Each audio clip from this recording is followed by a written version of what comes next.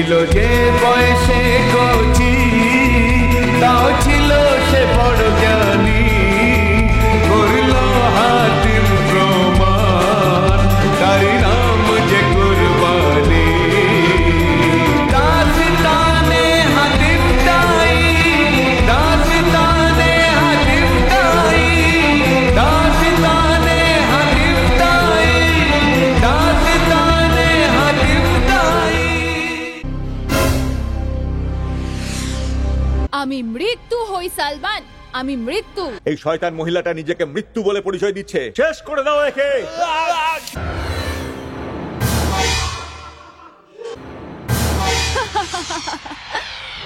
তুই ঠিক বলেছিলিস সালমান, মৃত্যু তো এদের তলোয়ার, তোর সময় পূরণ হয়ে গেছে। হয়তো খোদা আমার মৃত্যু এইভাবেই চান। আপনি পিছু হটবেন না, টিপে দিন আমার গলা। মৃত্যু, কোথায় চলে গেছিলিস তুই? দেখ দেখ দেখ, আমি আমার স্ত্রীকে মেরে ফেলেছি।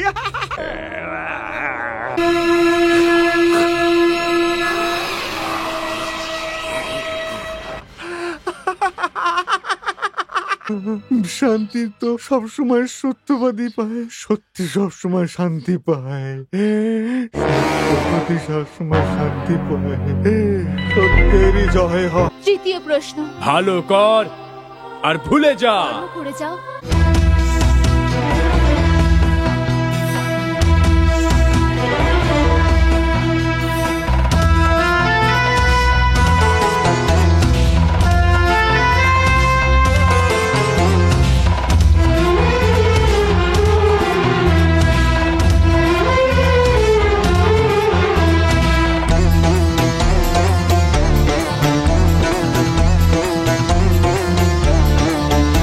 এবাদতে ঝুঁকা মাথা, পাবে যে রত্ন খাটি, নয়তো কি হিরে পান্না, সবই যে শুধু মাটি।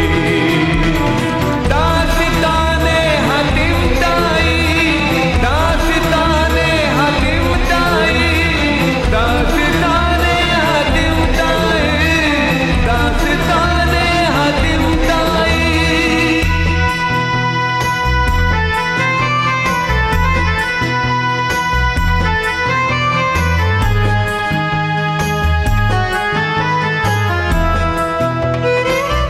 আরে থাক থাক ছোটু, এবার তুমি নিজে যাও, আরাম করো। তোমার সকাল সকাল বাড়ির জন্য রওনা দিতে হবে। কখনো কখনো আপনার সেবা করার জন্য সময় পাই ভাই, না হলে তো দেখো কর্মসূত্রে কখনো তুমি এই শহরে যাচ্ছ, কখনো আমি এই শহরে যাচ্ছি। হ্যাঁ, এটা তো ঠিক। হ্যাঁ, এবার আমি ভেবেছি এই শহরেই একটা ভালো দোকান নিয়ে একসাথে দুজনে ব্যবসা করব। এ তো খুব ভালো প্রস্তাব, এতে আমরা দুজনে পরস্পরের চোখের সামনেও থাকতে পারবো। জানেন দাদা, যখন আপনি থাকেন না এখানে, তখন প্রতি মুহূর্তে আপনার কথা মনে পড়ে আমার, কাজেও মন লাগে না আমার। হ্যাঁ, আমারও এরকম অবস্থা হয়েছে গো। বাবা মা মরে যাবার পর তুমি তো আছো আমার আপন লোক। আপনার জন্যই তো আজকে আমি এই জায়গায় দাঁড়িয়ে আছি, যে নিজের রোজগার করতে পারি।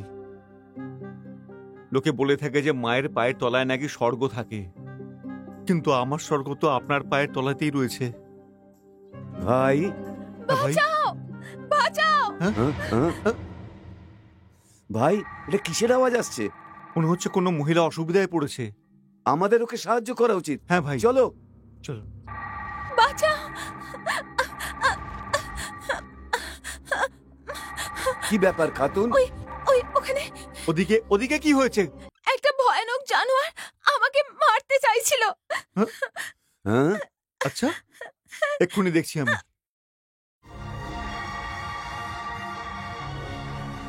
না ভাই, ছেড়ে দে, ও তো পালিয়ে গেছে। না দাদা, ওটা এখানেই আশেপাশে কোথাও আছে বোধহয়। যদি ওকে শেষ না করি তাহলে যে কোনো মুহূর্তে হামলা করতে পারে। আমি এখনই আসছি দাদা। খুব জিদ্দি আছে। জেদিও আর সাহসীও। সাহসী যদি না হতো তবে কি আমি যেতে দিতাম? কিন্তু একটা কথা বলো, এই ভয়ানক জঙ্গলে তুমি রাত্রেবেলা একা কি করতে এসছো?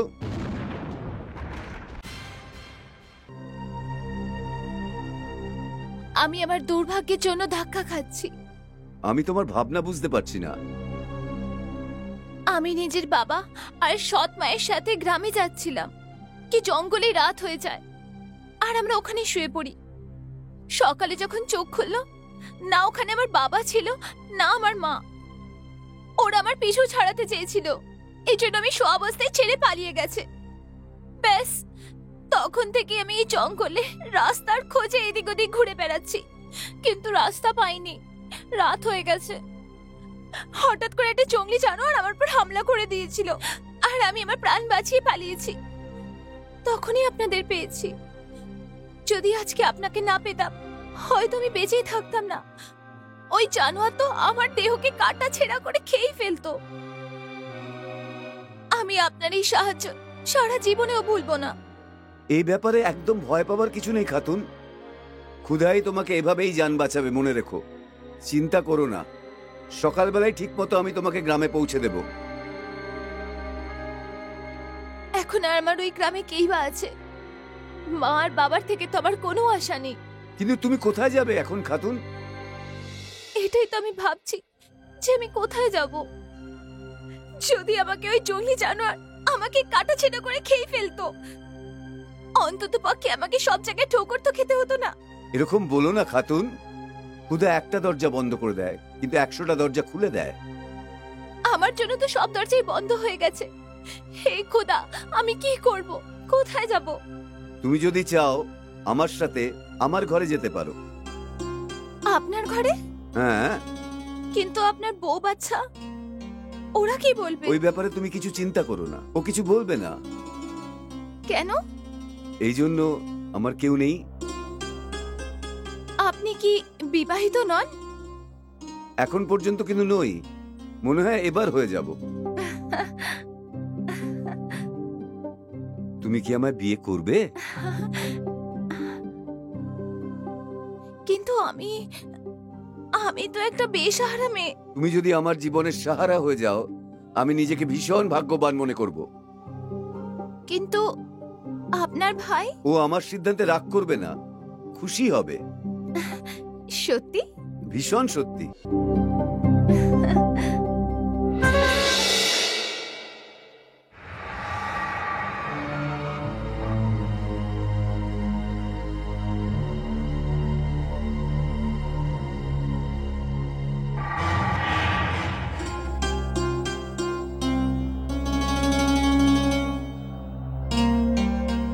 খাতুন, তোমার এই অসাধারণ সুন্দরের কাছে পূর্ণিমার চাঁদ ম্লান হয়ে যায়।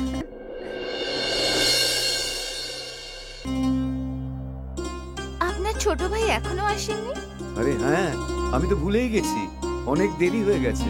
তুমি একটু বসো, আমি ওকে খুঁজে আনছি। না, আমার খুব ভয় লাগছে।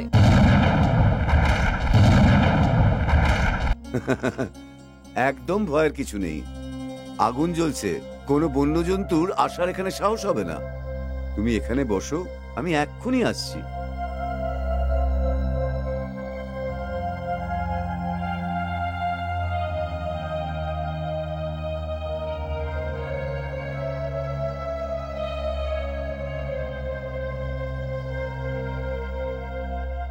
খাতুন, দাদা কোথায় গেল? তুমি চলে এসছো? তোমাকে খুঁজতেই গেছে। তুমি ওই জানোয়ারকে মেরে দিয়েছো? আমি অনেক দূর পর্যন্ত গিয়েছিলাম, কিন্তু কোনো জন্তুকে দেখতেই পেলাম না। মনে হচ্ছে পালিয়ে গেছে। তুমি তো একজন খুবই বাহাদুর যুবক।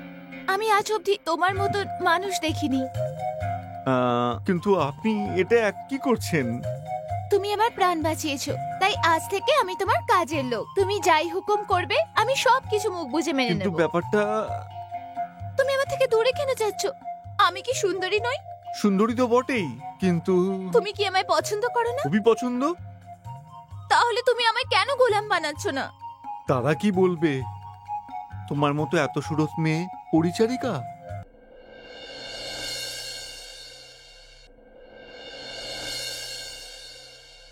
যদি কাজের লোক বানাতে অসুবিধা থাকে তাহলে তোমার স্ত্রী বানিয়ে নাও। স্ত্রী? হ্যাঁ, তোমার মতন বাহাদুর শহর পেয়ে আমি নিজেকে এই পৃথিবীর সব থেকে ভাগ্যবতী মেয়ে মনে করব। আমাকে গ্রহণ করে নাও যুবক, আমাকে গ্রহণ করে নাও। ঠিক আছে, তুমি আমাকে গ্রহণ না করলে আমি এক্ষুনি আমার প্রাণ দিয়ে দেব। ছাড়ো, ছাড়ো আমায়, ছাড়ো, এটাকে ছাড়ো। বাঁচাও, ছাড়ো। ছাড়ো ছাড়ো বলছি, ছাড়ো আমায়, ছাড়ো বলছি, বাঁচতে চাই না আমি। ছাড়ো। আমার তোমার প্রেম ছাড়া আর কিচ্ছু চাই না।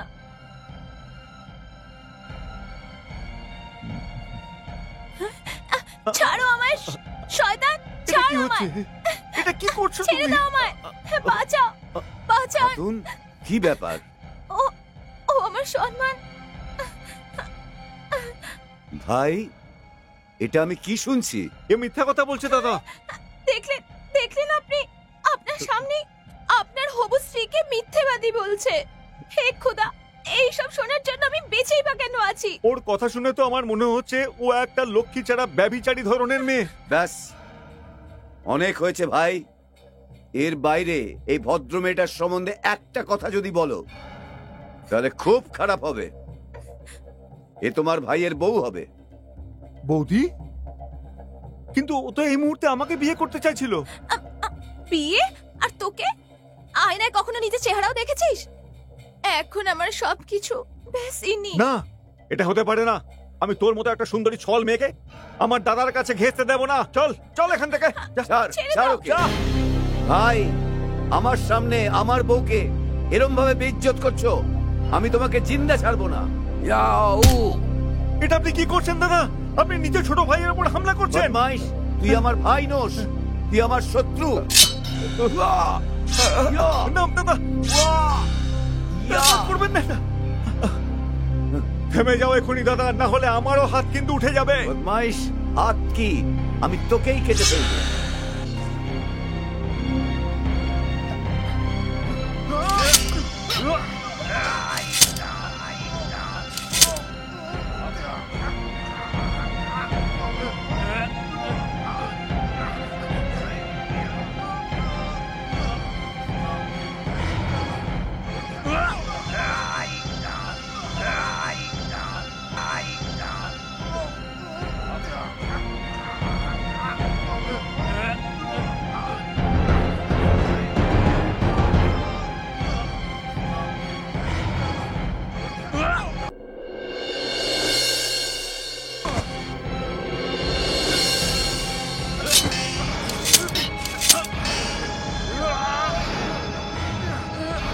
দাঁড়াও,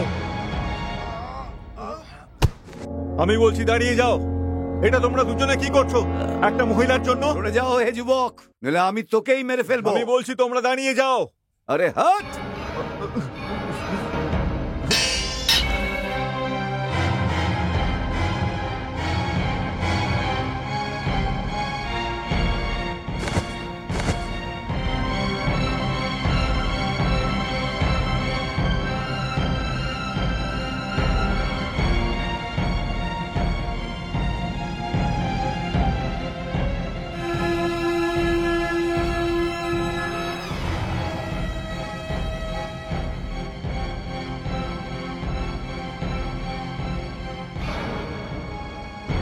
দাঁড়িয়ে যাও হাতিম বেনতাই।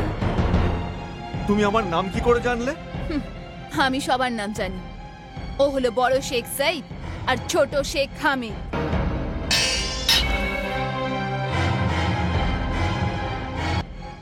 এরা দুজনে একে অপরের রক্তের পিপাসার্থ হয়েছে শুধুমাত্র এই তোমার জন্য।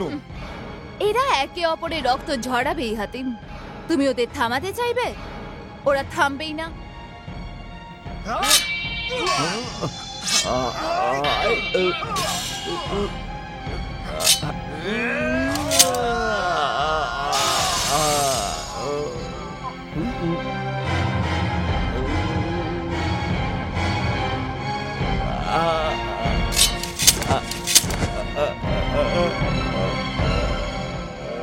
ভাই, তুই আমায় মারলি। তুমি আমাকে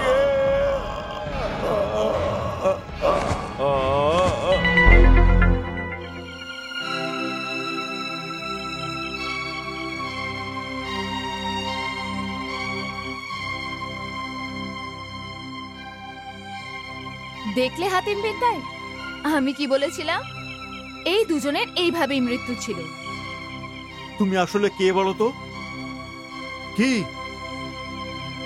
তুমি বিছা হয়ে একজনকে কাটলে, তারপরে সাপ হয়ে একজন গ্রামের মানুষকে মারলে, তারপরে ষাঁড় হয়ে বাজারে আতঙ্ক ছড়াবে কি? একজন সুন্দরী মহিলার বেশে এই দুই ভাইয়ের প্রাণ নিলে তোমার অসুবিধাটা আসলে কি? আমার কোনো অসুবিধা নেই হাতে। মৃত্যু, মৃত্যু, মৃত্যু? হ্যাঁ মৃত্যু। যার মৃত্যু যেই চেহারায় লেখা থাকে আমি ওই চেহারায় তাকে নিতে পৌঁছে যাই। তাহলে তুমি কি কথা বলতে পারো যে আমার মৃত্যু কার মুখ দেখে হবে? না, কারণ এটা বলার আমার কাছে হুকুম নেই। আচ্ছা, এটা তো তুমি বলতে পারো যে আমার মৃত্যু কবে হবে। এটারও আমার কাছে হুকুম নেই। আমি শুধু এইটুকু বলতে পারি, প্রাণ আছে যেই জিনিসে তাকে কখনো না কখনো মরতেই হয়। এটা তো আমি তোমার থেকেও বেশি ভালো জানি। তাহলে এই বিষয়ে চিন্তা ছেড়ে দাও যে তুমি কবে মরবে, আর যে অভিসন্ধিতে বেরিয়েছো সেটাকে পূরণ করার চেষ্টা করো। আল্লাহ তোমাকে সাহায্য করবে। হে খুদা, তুই তো জানিস যে আমার একটাই মাত্র লক্ষ্য রয়েছে। বাদশা তাই আর মাল্লিকা ওদের বিয়ের কথা চিন্তা করছিল। শুধু হাতিমের জনপ্রিয়তা চারদিকে ছড়িয়ে পড়েছিল। এই জন্য না জানি কোন কোন জায়গা থেকে শেহজাদিদের প্রস্তাব আসতো, কিন্তু হাতিম সবসময় বিয়ের কথা নাকচ করে দিত। একদিন বাগদাদের মল্লিকা মুন্নারে সাফিরও নিজের মল্লিকার বিয়ের প্রস্তাব নিয়ে এসেছিল। বাদশা তাই অনেক দিন নিজের অতিথি বানিয়ে রেখেছিল, কিন্তু ওনার প্রস্তাবের উত্তর দেয়নি। এই জন্য একদিন ক্লান্ত হয়ে ও ওনার দরবারে গিয়ে পৌঁছালো। মল্লিকায় আলিয়া, বাগদাদে সাফির আপনার সেবায় হাজির হতে অনুমতি চাইছে, পাঠিয়ে দিন।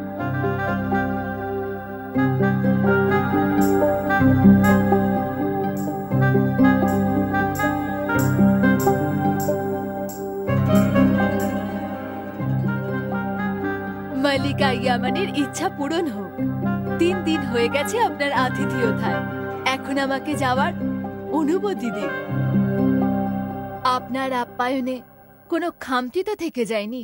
না না মাল্লিকায় আলিয়া, কিন্তু যেই অভিসন্ধিতে এসেছিলাম ওটা এখন অব্দি অপূর্ণ রয়ে গেল।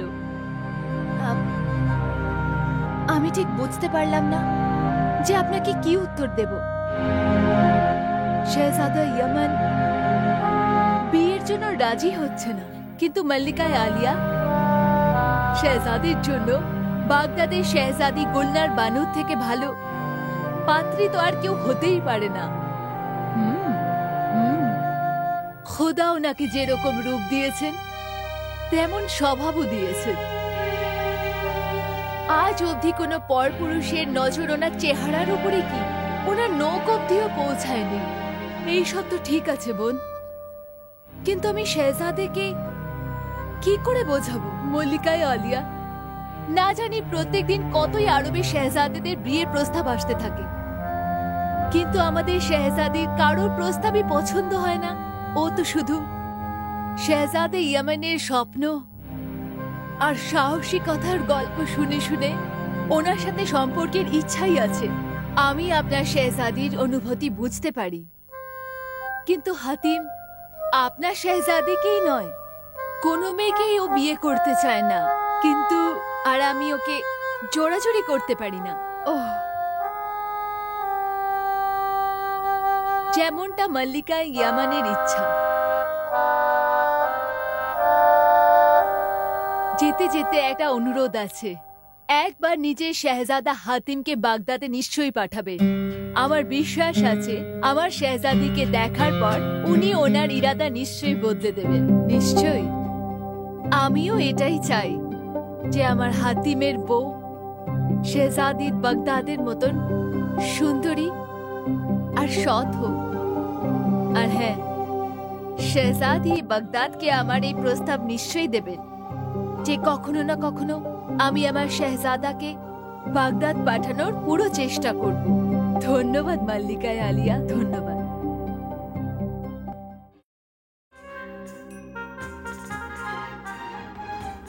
সনোবার,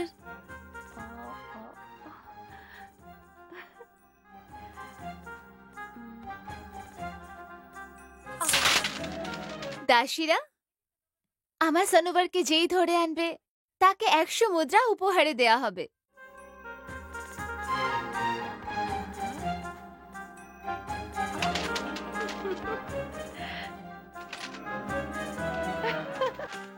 ও মা, আল্লাহ, এই কানিজগুলো সবসময় আমার সাথে হাসি ঠাট্টা করতে থাকে। সব সময় কিছু না কিছু করতে থাকে। আল্লাহ আল্লাহ, মালিকায় আলিয়া আদাব জানাচ্ছি। রাজকুমারীর যেন সব কষ্ট আমার ওপরে এসে যায়, যেন আল্লাহ করে। রাজকুমারী, যমনের মুসাফির ফেরত চলে এসেছে আর আপনার সামনে আসার আজ্ঞা চাইছে। পাঠিয়ে দাও। আগে হ্যাঁ। আল্লাহ, ওই মা, চল চল, এই করিস না, সব সময় করতে থাকে।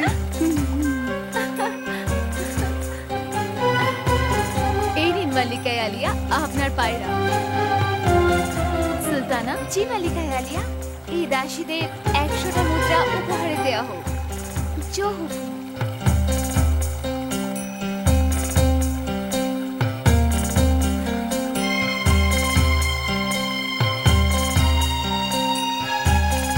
মল্লিকায় বাগদাদের সেবায় হাজির। আদাব কবুল করুন। বলো রাবিয়া, ইয়ামানের সফর কেমন হলো? হ্যাঁ, মনে হচ্ছে লম্বা সফরে তুমি খুব ক্লান্ত হয়ে গেছো। আসলে ওই এত তাড়াহুড়োই বা কি ছিল? আজকে বিশ্রাম করে কালকে মহলে দেখা করে নিতে। ব্যাপারটা এরম ছিল মল্লিকায় আলিয়া যে আমি নিঃসংকোচে বলো রাবিয়া, আমি শোনার জন্য অপেক্ষা করছি। বলে কেন দিচ্ছ না? তুমি চুপ করে কেন আছো রাবিয়া? আমি তোমার মুখ থেকে শুনতে চাই, শেহজাদা ইয়ামান আমার প্রস্তাব মেনে নিয়েছেন?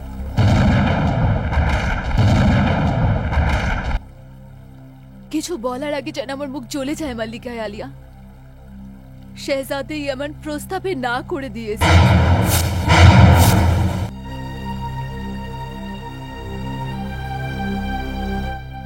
কি কি বকে যাচ্ছ রাবিয়া? তুমি কোথাও আফিমের নেশা করে তো আসোনি? আমি একদম সজ্ঞানে আছি মাল্লিকায় আলিয়া। তাহলে হয়তো তুমি তোমার মুখে শব্দ হারিয়ে ফেলেছো, নয়তো তুমি শেহজাদে হাতিমের সামনে আমার সৌন্দর্যের বর্ণনা দিতে অক্ষম হয়েছো। আমি আমার মিষ্টি শব্দের তখনই ব্যবহার করতাম যদি শেহজাদে হাতিম আমার সাথে দেখা করতেন। উনি তো আমার সাথে দেখা করতেই রাজি হন। পরিষ্কার শব্দে না করে দিয়েছে যে তোমার শেহজাদিকে আমি বিয়ে করতে চাই না। ইয়া খুদা, এত অহংকার! দেখুন, উনি আমার প্রস্তাবকে ফিরিয়ে দিয়ে আমার স্বর্গীয় সৌন্দর্যকে অপমান করেছে।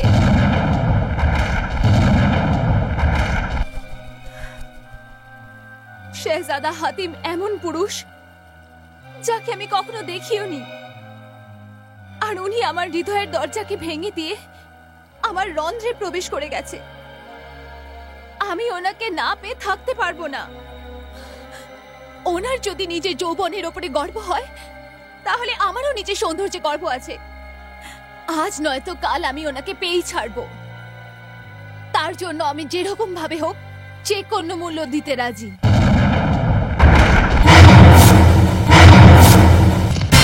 শুনলাম আজ আবার কারো চোখ নিয়ে নেবে। আরে ভাই, আমাদের পর্দানসীন মল্লিকার ওপর কেউ নজর দিলে তাকে শাস্তি পেতেই হবে। কিন্তু ও কে আছে?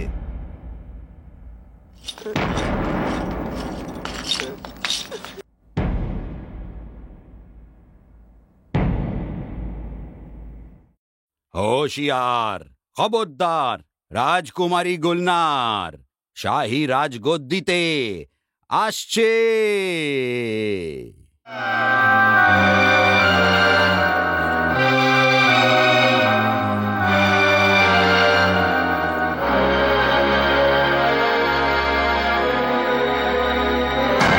দারোগায় শহর, অপরাধীর অপরাধ আর আমার সিদ্ধান্ত সবার সামনে বলা হোক।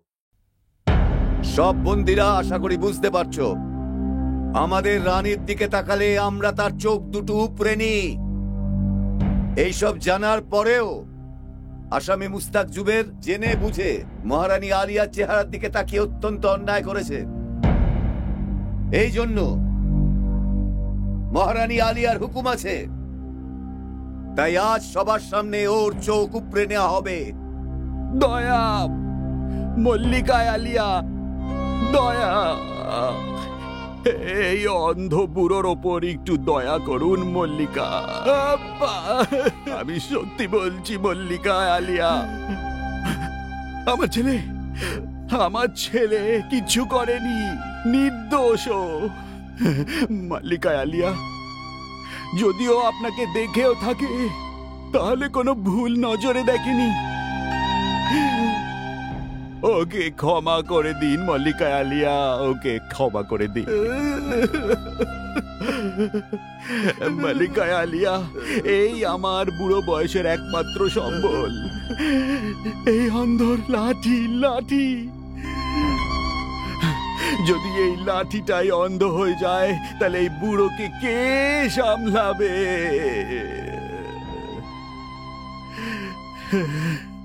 এই বুড়ো অন্ধর ওপরে দয়া করুন মল্লিকা আলিয়া, এই বুড়ো অন্ধর ওপর। চুপ করো বদমাশ বৃদ্ধ, চোখে তুমি দেখতে পাও না, মুখের কথার ফোয়ারা ছুটছে তোমার। আর যদি বেশি চিৎকার করো, তোমার ছেলের চোখ নেওয়ার সাথে সাথে তোমার জিভ কেটে মুখ বন্ধ করে দেবো। কেটে দাও, আমার জিভটাই কেন, আমার গলাটাও কেটে দাও। আমার বেঁচে থাকতে আমি আমার ছেলের ওপরে কোনো অত্যাচার হতে দেব না। ছেড়ে দাও আমাকে। আরে ও পড়ালা, আমি তো অন্ধই, কি তুইও অন্ধ নাকি? কি তুইও এই অত্যাচার দেখতে পাচ্ছিস না? কি সব ওপরালারাই জালিম হয়? এই ওপরে বসা মল্লিকাটা আমার ছেলের চোখ তুলে নিচ্ছে, আর তুই সব থেকে ওপরে বসে এই সব খেলাগুলো দেখছিস। মনে রাখবি যে এই বুড়ো সারা জীবন তোর ইবাদত করেছে, অন্ধ থাকা সত্ত্বেও প্রত্যেকটা মুহূর্তে শুধু তোকেই দেখেছে। তাহলে থামছিস না কেন? কেন থামছিস না ওই হাতগুলোকে যেগুলো অন্ধকার হয়ে আমার ছেলের দিকে আসছে?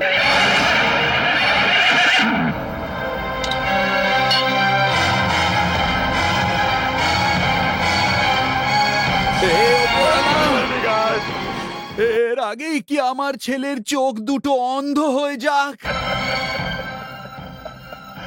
তুই ওর ওপর নিজের দয়া দেখা মলা, নিজের দয়া দেখা মলা। আব্বা আমাকে বাঁচাও, আব্বা আব্বা আমাকে বাঁচাও, আব্বা বাচ্চা, আব্বা আব্বা আমাকে বাঁচাও। দাঁড়াও, এসব কি ঘটছে? তুমি কে আছো এই কথা জিজ্ঞাসা করার জন্য? খুদার তৈরি এই জমির ওপর অবস্থিত খুদারই এক অতি সাধারণ মানুষ। ও, এই ব্যাপারে তুমি তাহলে অতিথি আছো? নিশ্চয়ই একজন অপরিচিত, কিন্তু এতটাও নয় যে অধিকার এবং ন্যায় বিচারকে চিনতে পারবো না। আমি অনুভব করতে পারছি যে এখানে নির্দোষ ব্যক্তির ওপর অবিচার করা হচ্ছে। এই ব্যাপারে সমাধান করার জন্য একমাত্র আমাদের রানী আছেন। ন্যায় ওটাই, রানী যা চাইবে। অধিকারের নামে অনধিকার আর বিচারের নামে অন্যায় বিচার করা অত্যন্ত বড় অন্যায়। আমি কি জানতে পারি যে এই নিষ্পাপ মানুষটি এমন কি অন্যায় করেছে যার জন্য তাকে এই শাস্তি দেওয়া হচ্ছে? এ আমাদের রানীর দিকে কুনজর দিয়েছিল এমন ভাবে, যার জন্য সিদ্ধান্ত নেওয়া হয়েছে ওর চোখ নিয়ে নেওয়া হবে। কারোর দিকে তাকিয়ে দেখা কি এত বড় অন্যায় যে তার চোখ উপড়ে নেওয়া উচিত? এ অন্য কারোর দিকে নয়, মহারানীর চোখের দিকে তাকিয়ে অত্যন্ত অন্যায় করেছে। আর আমাদের এই রাজ্যের নিয়ম, রানীর দিকে তাকালে এই শাস্তি পেতে হবে। আমি কি মল্লিকা বাগদাদের সঙ্গে দুটো কথা বলতে পারি? দারোগায় সাহেব, এই অপরিচিতকে জিজ্ঞেস করে কে আর কোথা থেকে এসছে। আমি একটা অতি সাধারণ সাম্রাজ্যের অতি সাধারণ রাজপুত্র। ওই সাম্রাজ্যের কোনো নাম হবে শেহজাদে? কেন হবে না? সেই সাম্রাজ্যের নাম হলো ইয়ামান, আর আমি হলাম রাজপুত্র ইয়ামান। শেহজাদে ইয়ামান?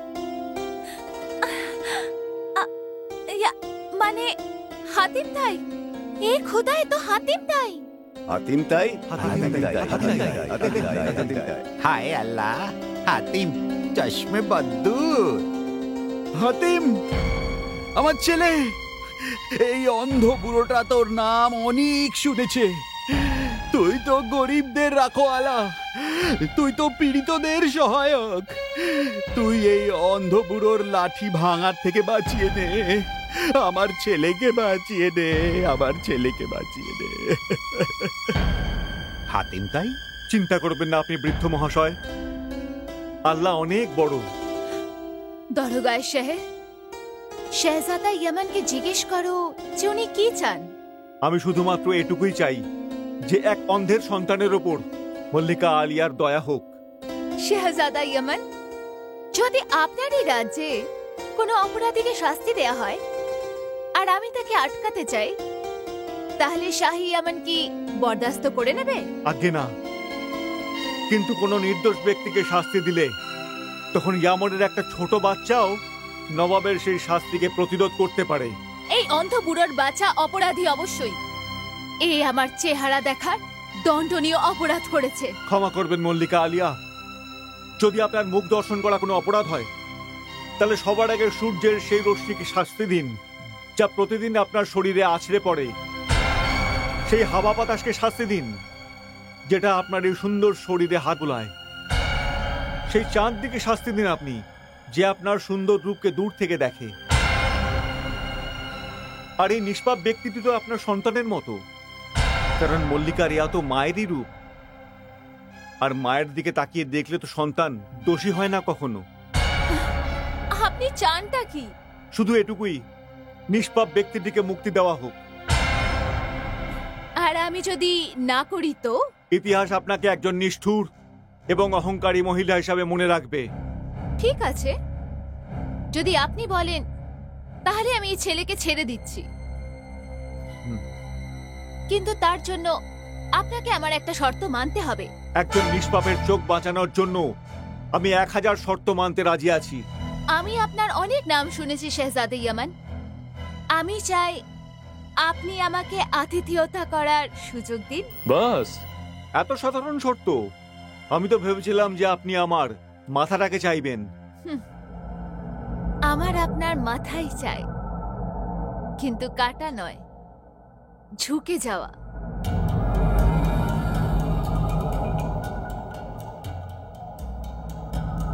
দারোগায় শহরকে বলো এই ছেলেকে যেন ছেড়ে দেয়া হয়, আর শেহজাদে হাতিমকে খুব সম্মানের সাথে আমার অতিথি গৃহতে নিয়ে যাওয়া হোক।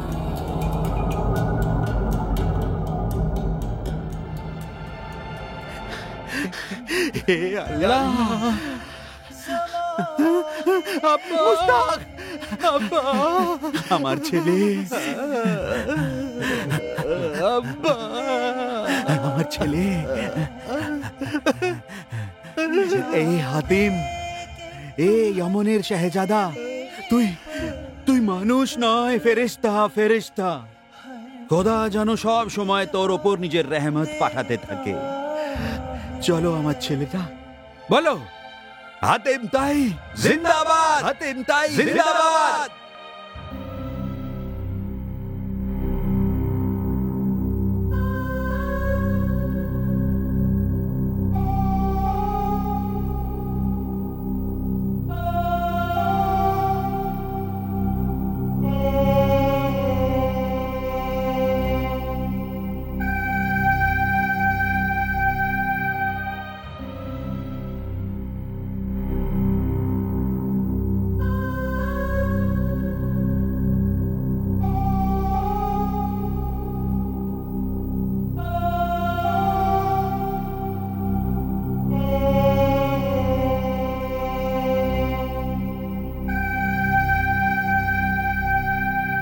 গুলনার,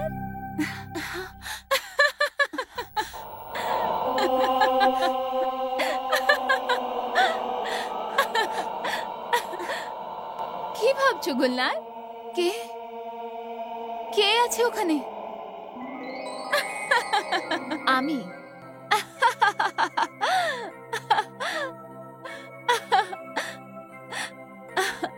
আমি তোমার ছায়া, তোমার আত্মা। আমার ছায়া? আমি জানি যে তুমি এই সময় কার কথা ভাবছো। কার কথা? তারই ব্যাপারে না, যার প্রেমে তোমার শান্তি, তোমার সুখ সবকিছু ছিনিয়ে নিয়েছে, কিন্তু আজকে ও তোমার এত কাছে হয়েও তোমার থেকে অনেক দূরে।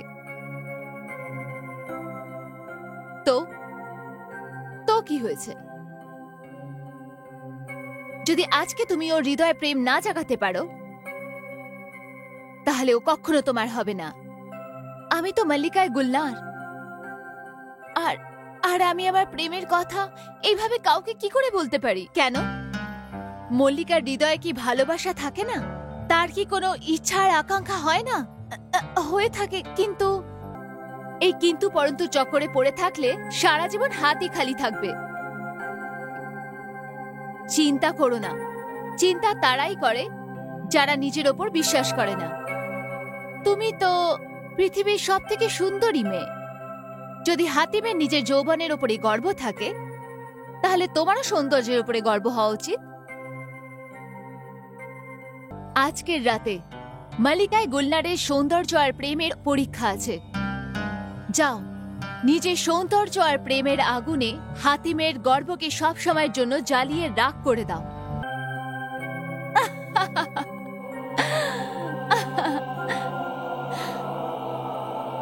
ওকে সব সময়ের জন্য নিজের করে নাও।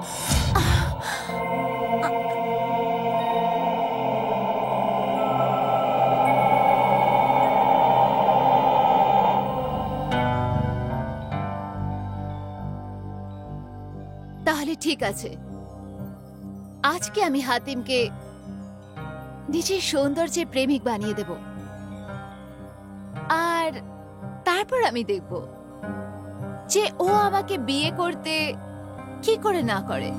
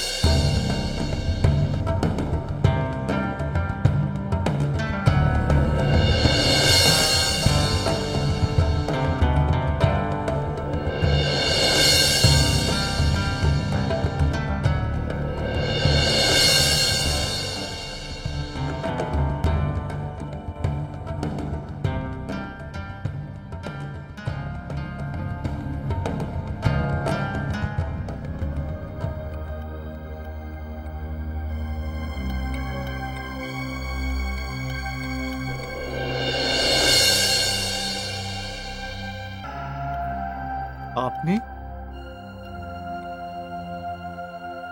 আপনি মনে হয় ভুল কক্ষে এসেছেন। আমি একদম সঠিক জায়গায় এসেছি। ক্ষমা করবেন, আমি আপনাকে চিনতে পারলাম না।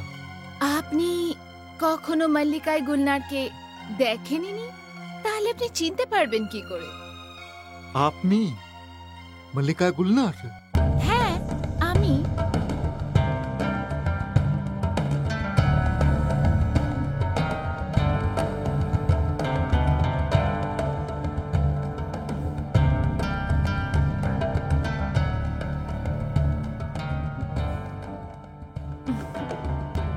আমার বিশ্বাস ছিল আপনি আমাকে একবার দেখলেই তো ব্যাস দেখতেই থাকবেন।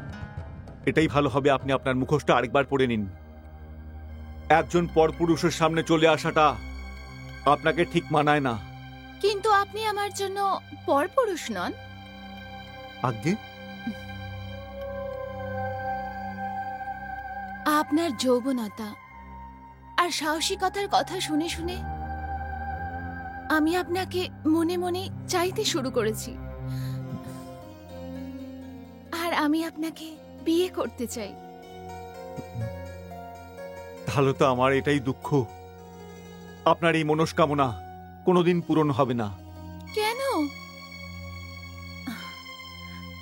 আমি কি সুন্দর নই? আপনি পৃথিবীর সব থেকে সুন্দরী নারীদের মধ্যে একজন।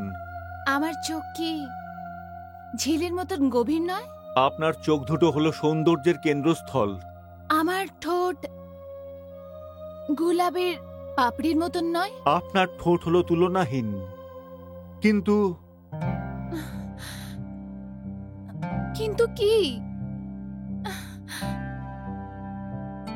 এক রাজ্যের রাজকুমারী হওয়ার পাশে আমার অন্তরে একটা ভালোবাসার মতো হৃদয় আছে,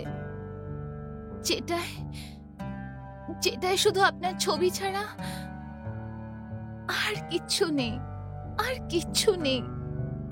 আমি আপনার মনের এই ইচ্ছাটাকে বুঝতে পারছি, কিন্তু আমার জীবনে আরো অনেক বড় দায়িত্ব রয়েছে, প্রেম ভালোবাসার বাইরেও। আপনার সব দুঃখ এখন আমার হয়ে যাবে। একজন দাসীর মতন আমি আমার সারা জীবন আপনার ইশারায় কাটিয়ে দেব। স্ত্রীকে পরিচারিকা নয়, সম্মানের সঙ্গে তার স্থান ঘরে হয়, কিন্তু এই মুহূর্তে আমার বিবাহ করার কোনো রকম ইচ্ছা নেই। না শেহজাদে, আমি আপনাকে পাগলের মতো ভালোবাসি। আমার প্রস্তাবকে ঠুকরে দেবেন না, ঠুকরাবেন না। আমি আপনাকে কিভাবে বোঝাবো যে আপনার জন্য আমার মনে সম্মান তো যথেষ্ট রয়েছে, কিন্তু ভালোবাসা নয়। আমি আপনাকে ছাড়া বেঁচে থাকতে পারবো না। একবার, শুধু একবার বলে দিন যে আপনি আমাকে বিয়ে করবেন। আমার আশার প্রদীপে আলো আপনি জ্বালিয়ে। এখান থেকে এখন বিদায় হন মল্লিকা আলিয়া। মল্লিকা নয়, শুধু গুলনার বলুন। আপনি আমার হাত ছাড়ুন। না, ছাড়বো না। আমি বলছি আপনি আমার হাত ছাড়ুন মল্লিকা আলিয়া। আমি আপনাকে প্রতিজ্ঞা না করে ছাড়বো না। মল্লিকা, প্রেম ভালোবাসা কেনা বেচা করার জিনিস নয় মল্লিকা। এটা হলো সেই অনুভূতি যা নিজের মনের ভেতরেই জমে থাকে। আমি আপনার মন ভাঙতে চাইছিলাম না, যা বাস্তব সত্য আমি বলে দিয়েছি। একটা সত্যি আমার থেকেও শুনে নাও হাতিম, তুমি আমার ভালোবাসার মজা উড়িয়েছো, আমার ভালোবাসাকে ঠুকরে দিয়েছো। তুমি ততক্ষণ অবধি বাড়ির বাইরে যেতে পারবে না যতক্ষণ না তুমি আমার পায়ে পড়ে আমার প্রেমের প্রস্তাবকে মেনে না নাও। এটা অসম্ভব। তাহলে কালকে সকালে যখন 7টা দরজা খুলবে, তাহলে ওখান থেকে সেই হাতিম বেরোবে না যাকে লোকেরা ভদ্র আর সভ্য শেহজাদা ভাবে, বরঞ্চ বেরোবে সেই হাতিম যার গায়ে আমার সম্মানের দাগ লাগবে। আর বেরোবে সেই অসহায় মল্লিকা যার সম্মানের দরজা তোমার অহংকারে চুরচুর হয়ে গেছে। এরকমটা কোনোদিনই হতে পারে না।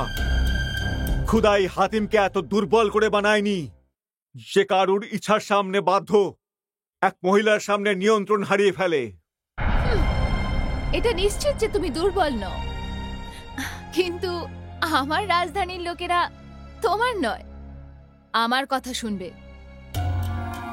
আমি চেঁচিয়ে চেঁচিয়ে দুনিয়াতে বলবো যে মানুষকে আমি ভদ্র আর সভ্য ভেবে আমার মহলে জায়গা দিয়েছিলাম, সে অতিথি নয়, সে শয়তান। সে আমার সম্মানের কোনো মান রাখেনি। আর তারপর আমি দেখব যে তুমি আমার না হয়ে তোমার কাছে আর কি উপায় থাকবে। আমি সকাল হওয়ার প্রতীক্ষায় কেন থাকবো মল্লিকা? আমি এখনই এই মুহূর্তে এখান থেকে চলে যাচ্ছি।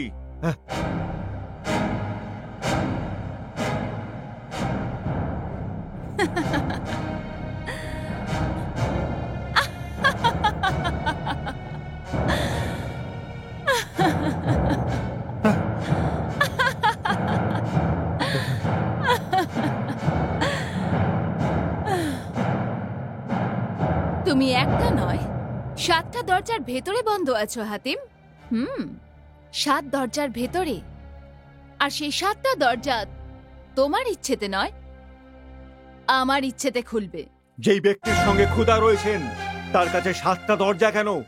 7 সমুদ্র কোনো প্রতিবন্ধকতা নয়। তাহলে আমিও দেখছি যে আজকে খোদা তোমার সাথে আছে নাকি আমার সাথে?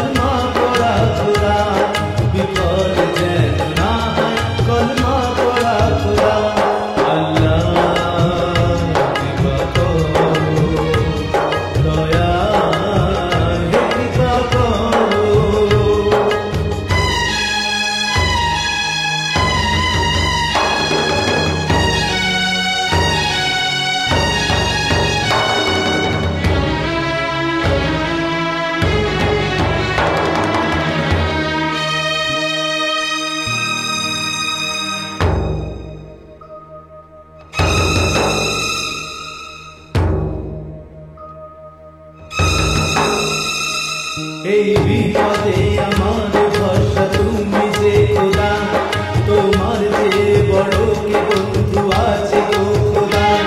যেখানে যত ঘটছে পাপ জানো সবই তুমি, যেখানে যত পাপি আছে সাজা তুমি।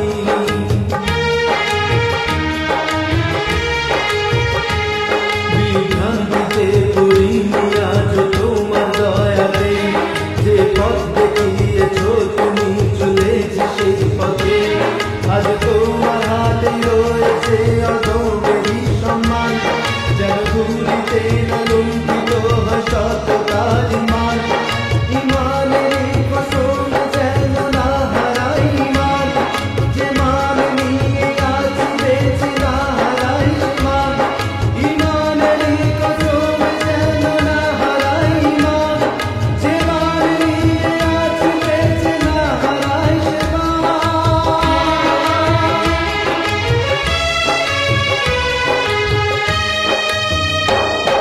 যায় যদি জানে যা খোদা সম্মান রক্ষা করো, যায় যদি জানে যা খোদা সম্মান রক্ষা করো, এই বিপদের হাত থেকে তুমি রক্ষা করো, এই বিপদের হাত থেকে তুমি রক্ষা করো।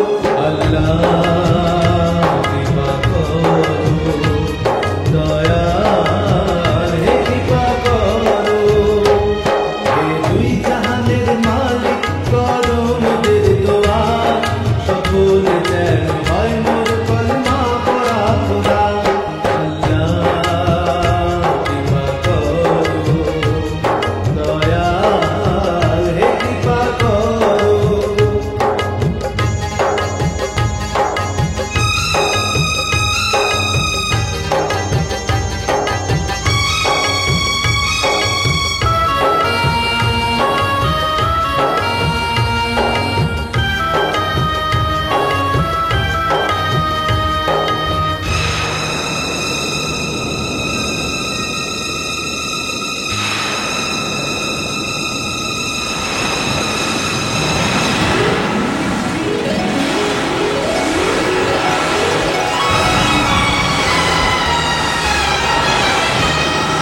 দুই জাহানের মালিক পেলাম তোমার ছোঁয়া, এই দুই জাহানের মালিক পেলাম তোমার ছোঁয়া, বর্ষায় ভরা ভাসিয়ে দিলে তুমি দোয়া, বর্ষায় ভরা ভাসিয়ে দিলে তুমি দোয়া, বর্ষায় ভরা ভাসিয়ে দিলে তুমি দোয়া।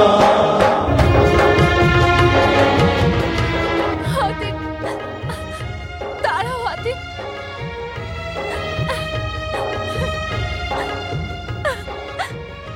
হাতে আমায় ক্ষমা করে দাও আতিফ, আমি তোমার দোষী। আমার উপর সত্যি শয়তান ভর করেছিল। আমি আমি খোদাকেও ভুলে গেছিলাম। আতিফ, আমায় ক্ষমা করে দাও, আমায় ক্ষমা করে দাও।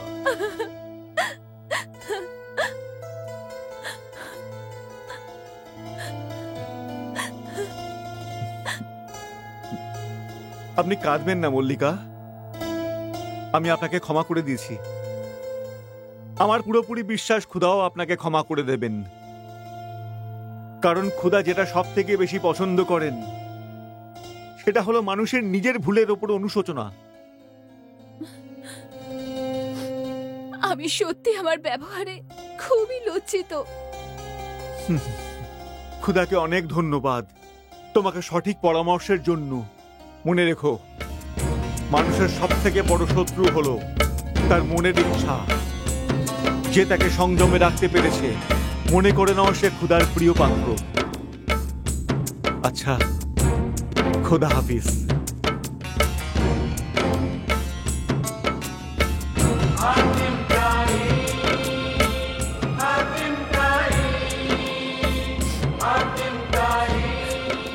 তুমি মানুষ নও হাতে, তুমি ফারিস্তা, ফারিস্তা।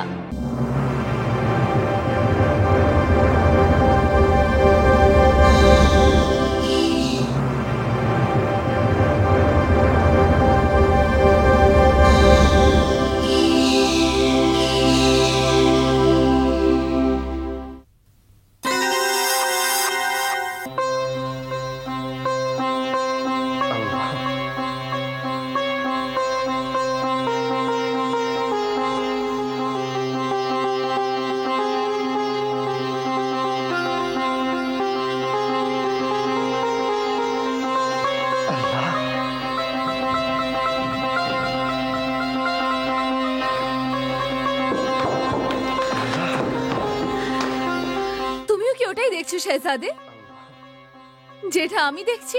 হ্যাঁ হোসেন বানু। তার মানে তৃতীয় প্রশ্নের সমাধান হয়ে গেছে। এটা নিশ্চিত। হে আল্লাহ, হে আল্লাহ, আমি তোমাকে কি করে কৃতজ্ঞতা দেব?